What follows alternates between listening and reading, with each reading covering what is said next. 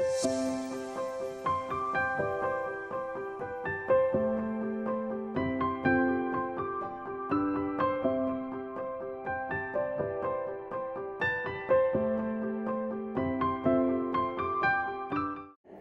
pertama saya perkenalkan Ibu Deni Puspa Purbasari dari kantor staf presiden. Beliau ini adalah siswi teladan nasional 89 SMP ya Bu. SMA siswi teladan nasional lagi tahun 92. Kok gitu doang tangannya? Selanjutnya kali ini adalah siswa teladan nasional tahun 89 juga waktu SMP. 92 nggak kapok, siswa teladan nasional lagi, Gus Romi.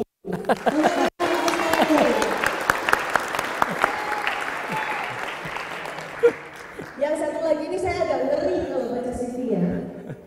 Tadi disebutkan disinggung sama Gus Romi, dia juara satu siswa teladan SMP tahun 89. Juara satu lagi siswa teladan tingkat SMA tahun 92 di ITB cum laude, S2-nya cum laude sampai ke PhD. Penasaran nggak? Pengen dompet nggak? Kayak apa sih rahasianya, apa sih rasanya? Ada Pak Muhammad Reza.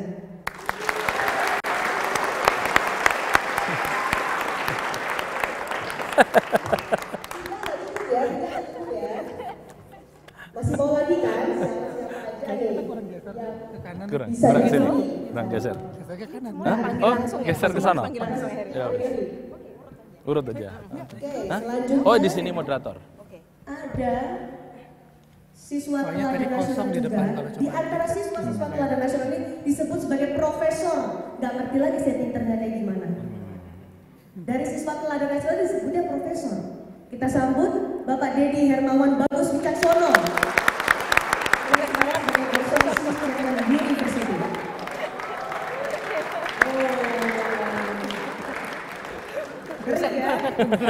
Selanjutnya ada siswa teladan nasional SMP tahun 89 perwakilan dari Lampung. Beliau ini sekarang sebagai pegawai negeri sipil di Direktorat Pembenihan Tanaman Pangan Kementerian Pertanian, Ibu Happy Suryati. Tepuk tangan dulu. Satu lagi yang akan menjadi inspirasi kita sore hari ini adalah siswi teladan nasional Lampung tahun 92 tingkat SMA. Ada Ibu Ari Wijayati. Dari ujung barat Indonesia ada juga perwakilannya. Dari siswa teladan nasional SMA tahun 92. Ujung paling barat apa nih? Bisa nebak nggak? Dari mana? Dari Aceh. Betul, dari Aceh. Ada Pak Elvisar Hasan.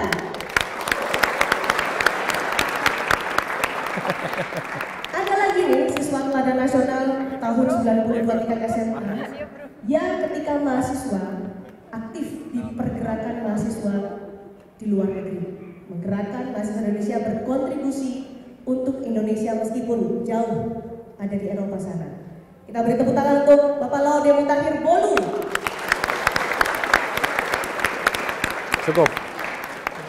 Ada teman-teman di sini yang into atau apa ya, tertarik banget dengan digital, teknologi informasi. Ada nggak? Ini belum datang ya?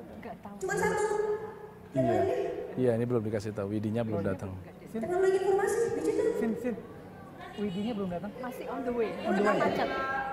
Oh, ada di sana ya. Nanti sabar dulu. Kalau mau bicara soal revolusi industri 4.0, nanti akan ada Pak Widi Tri Wibowo, Direktur dari PT Astagrafia.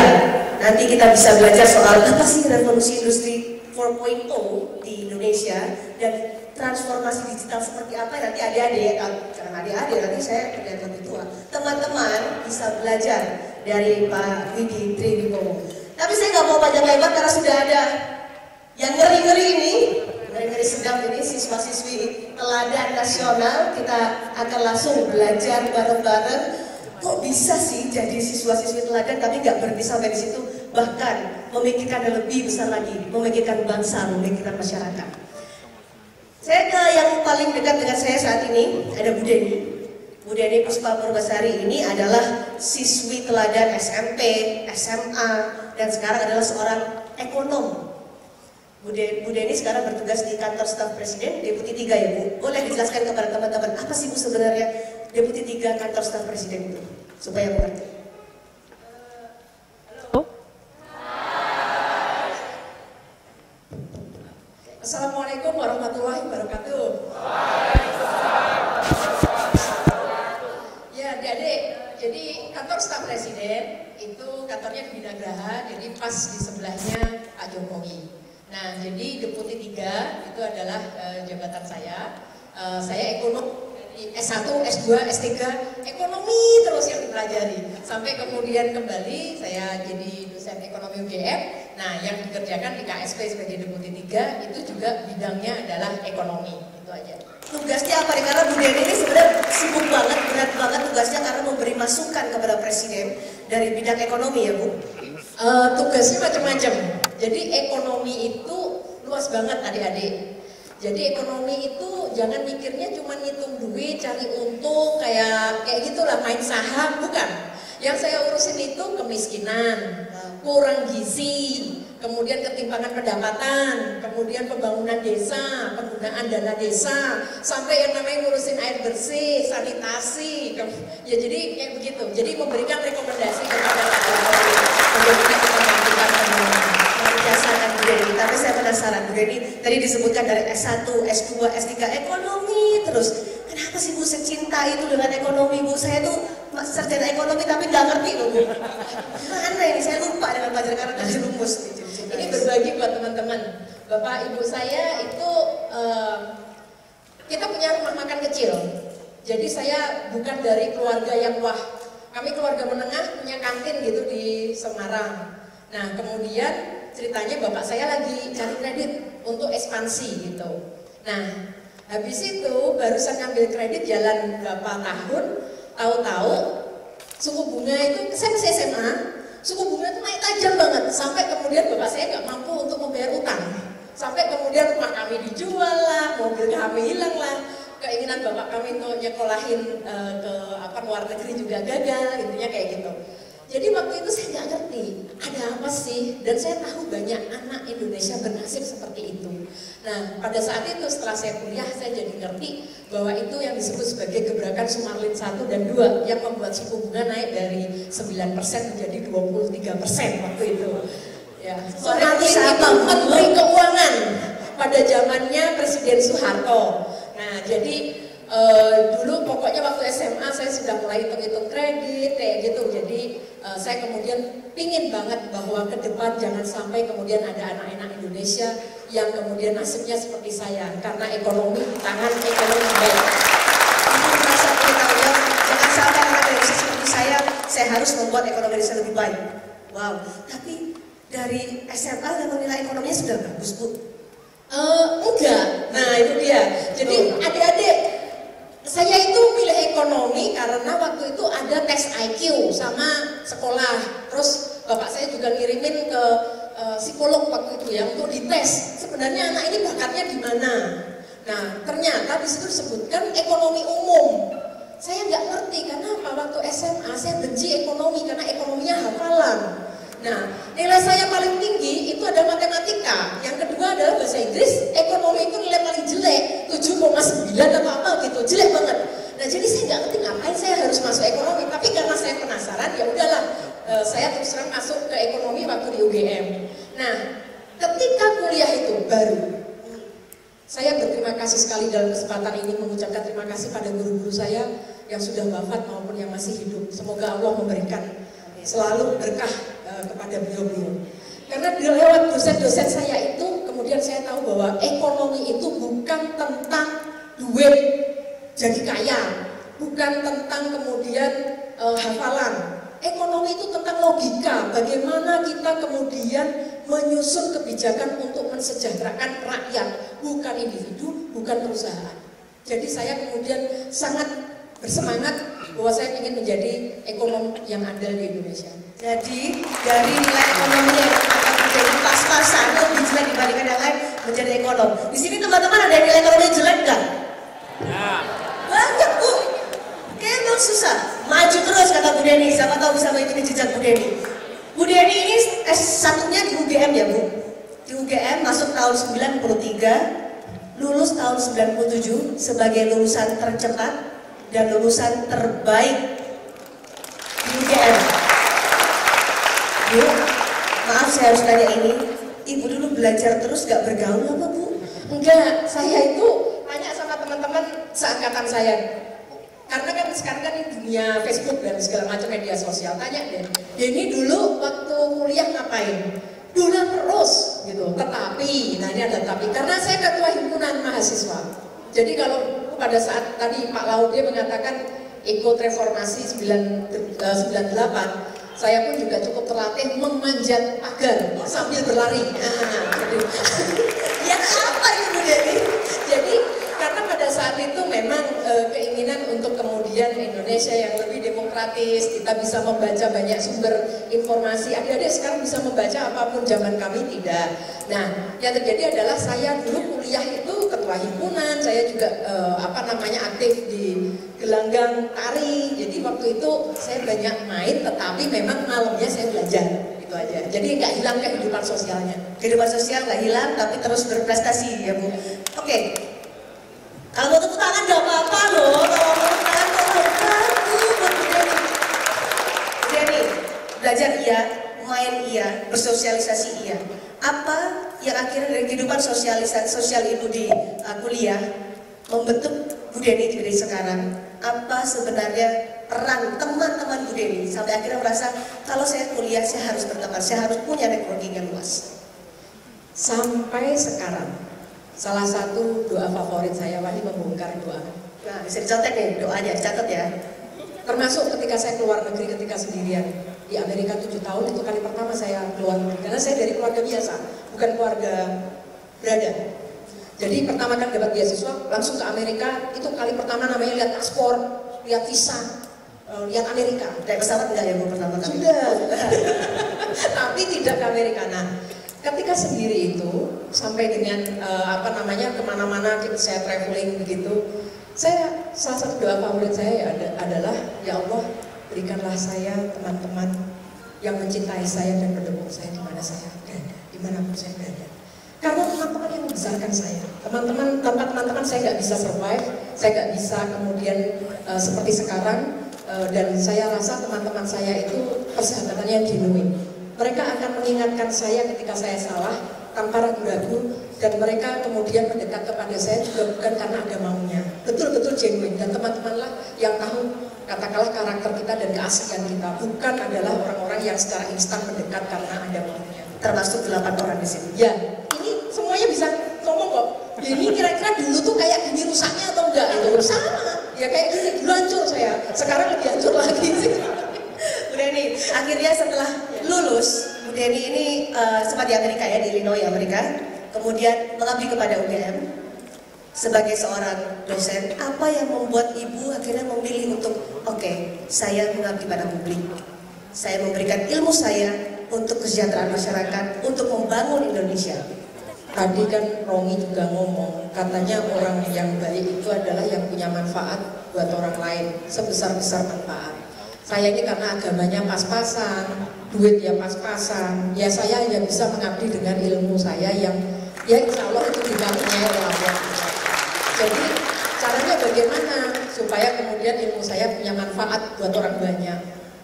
Ya kemudian saya mengabdi di sektor publik, yaitu apa? Mengajar di UGM, saya memberikan ilmu pada murid-murid saya. Ketika saya membantu Pak Jokowi, bismillah, kalau memang itu kebijakannya baik dan bisa mensejahterakan rakyat, maka moga-moga saja berkahnya adalah dari situ.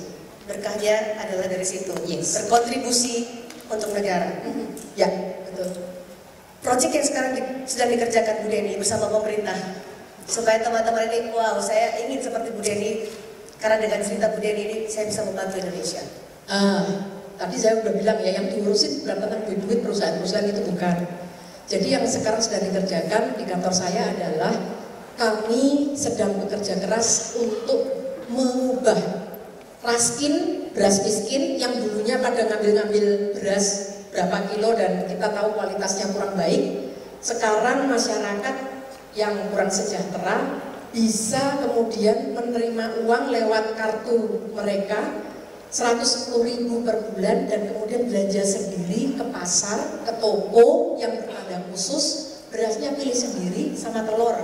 Anda silahkan, hanya bisa 2 itu. Ini artinya apa? Kita ingin membuat masyarakat itu punya harga diri, hati bahwa dia bukan orang yang meminta-minta, tapi pilihlah sendiri. Kamu kemudian kalau memang butuh beras ini 5 kilo, telur ini 10 kilo, silahkan. Tidak harus hari itu juga. Jadi membuat masyarakat itu kemudian dignity-nya meningkat. Yang kedua adalah proyek yang sedang dikerjakan adalah mencegah atau mengurangi stunting. Stunting adalah anak kurang gizi usia 5 tahun ke bawah. Yang itu akibat dari stunting itu apa? Perkembangan otak anak itu terganggu. Sehingga kalau kita ingin membuat generasi muda Indonesia yang cerdas, gak akan bisa kalau prosesornya sudah terganggu. Mau dikasih pendidikan kurikulum guru yang hebat kayak apa, kalau prosesornya itu terbatas ya tidak akan bisa pinter. Padahal kita ingin Indonesia semakin lama semakin hebat, dan itu kuncinya adalah pada manusia. Ya setidaknya 2 itulah, karena kalau portofolionya yang lain banyak pusing saya banyak ya. Dari seorang ekonom kita bisa bicara soal kesejahteraan, kita bisa bicara soal pendidikan. Itulah Bu Deni yang membantu Presiden Jokowi melalui kantor staf presiden. Sekali lagi tepuk tangan untuk Bu Deni. Kalau boleh saya bilang, Bu Deni termasuk jangan ditaruh dulu, Bu, masih ada. Oh, udah kesusu Bu Deni. Jadi Bu Deni ini termasuk yang beruntung karena sudah menemukan passionnya sejak SMA hingga akhirnya konsisten dari S1, S2, PhD sampai sekarang pun terjun di dunia ekonomi. Passionnya, Ibu menemukan atau titik baliknya, apakah karena pada saat ayah Ibu kemudian kesulitan keuangan, atau mungkin sebenarnya ada hal lain yang menjadi, namanya anak muda ya Bu, ada interest yang lain pada saat itu? Saya sangat menyukai ilmu dan pendidikan, karena dengan ilmu kita menjadi lebih baik, lebih bijaksana. Dengan ilmu kita bisa berbagi tanpa harus merasa ada yang berkurang dari kita. Kalau kita mengajar, maka tidak ada yang berkurang dari ilmu saya. Saya membagi. Nah, kemudian saya ingin, karena saya suka pengetahuan, karena itu saya suka membaca, saya suka berguru, saya suka datang ke seminar, saya suka berdiskusi, mendengar masukan dari banyak orang, supaya kemudian ini saya menjadi lebih bijaksana. Dan kemudian saya bagi lewat pendidikan. Nah, kalau di UGM, karena dulunya saya sebelum ditarik oleh Pak Jokowi, saya menjadi dosen di ekonomi UGM. Nah, di situ saya ingin, orang mengatakan, mahasiswa mengatakan saya dosen killer, karena saya ingin setiap kali ngajar itu memang kira-kira 1,5 sampai 2 chapter per pertemuan, dan kemudian selalu ada kuis secara terjadwal. Kenapa begitu? Karena saya ingin memastikan anak-anak saya mendapatkan lebih banyak daripada saya dulu. Kenapa? Supaya kalian kemudian menjadi cerdas. Kenapa begitu juga? Karena saya percaya bahwa ke depan tantangannya akan makin berat, dan kita butuh orang-orang tercerdas untuk menjadi pandu dari bangsa Indonesia. Dan UGM membantu. Ada di sini yang ingin menjadi dosen? Banyak. Oke. Ada di sini yang ingin mengabdi untuk negara, seperti misalnya bergabung. Wow. Bu Deni, untuk mereka yang ingin menjadi dosen, karena Ibu juga sebagai dosen, meskipun kalau disebutnya killer, tapi itu yang bisa membangun banyak orang anak Indonesia. Apa yang bisa Ibu pesankan untuk teman-teman di sini? Untuk adik-adik, belajarlah sampai kita kembali kepada Yang Sang Pencipta. Dan ilmu itu tujuan besarnya bukan untuk mendapatkan pengetahuan, tetapi untuk diimplementasikan, untuk dilakukan, yaitu apa? Kebaikan. Kalau kita semua itu kemudian seperti itu sikap-sikapnya, saya yakin Indonesia akan menjadi lebih baik. Dan kalian yang nantinya ingin bekerja di sektor publik, seperti jadi dosen, jadi guru, atau kemudian bekerja di sektor pemerintah, menjadi jurnalis, karena itu memberikan informasi kepada publik, seperti Cindy juga, itu bagian dari orang yang bekerja di sektor publik. Kita semua ini memainkan peran, yaitu apa? Untuk mengayuh dan menyemai kebajikan buat negara ini. Semua orang punya memberikan dan berkontribusi untuk negeri ini. Terima kasih, Bu Deni, luar biasa. Selanjutnya.